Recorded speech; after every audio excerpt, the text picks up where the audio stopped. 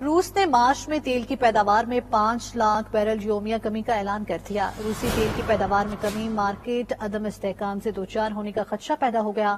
مغربی پابندیوں کے جواب میں روس نے تیل کی پیداوار کم کرنے کا اعلان کیا۔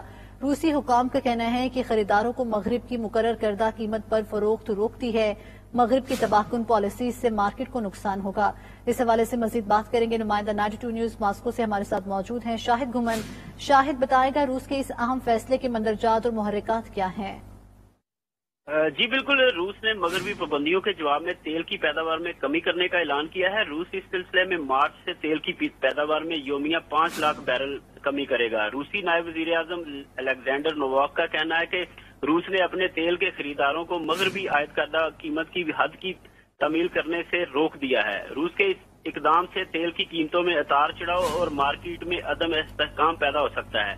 ان کا کہنا تھا کہ روس کا خیال ہے کہ روسی تیل اور پیٹرولیم مصنوعات کی قیمتوں میں کمی کا طریقہ کار مارکیٹ کے تعلقات میں مداخلت اور اجتماعی مغرب کی تباہ کن توانائی کی پالیسیوں کی توسیع ہے۔ روسی وزیر اعظم کا یہ بھی کہنا تھا کہ روس اس وقت روسی تیل کو غیر ملکی منڈیوں میں فروخت کرنے کے قابل ہے۔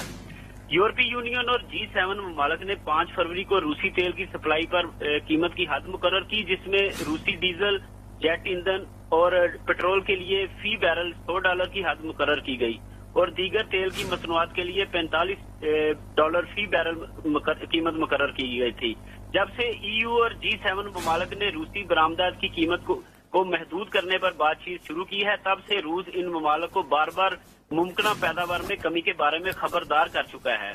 ماہرین اقتصادیات کا کہنا ہے کہ روسی تیل کی پیداوار میں کمی، جو کہ جنوری کی پیداوار کے تقریباً 5% کے برابر ہے، تیل کی منڈی میں اتار چڑھاؤ کا باعث بن سکتی ہے۔ تجزیہ کاروں کا یہ بھی کہنا ہے کہ روسی تیل کی پیداوار میں کمی سے پیدا ہونے والے سپلائی کے خلا کو مختصر مدت میں پورا نہیں کیا جا سکتا اور اس سے خام تیل کی قیمتوں میں اضافہ ہو سکتا ہے۔ جی، اس سے خام تیل کی قیمتوں میں اضافہ ہو سکتا ہے۔ بہت شکریہ شاہد گھمن اپڈیٹ کرنے کے لیے۔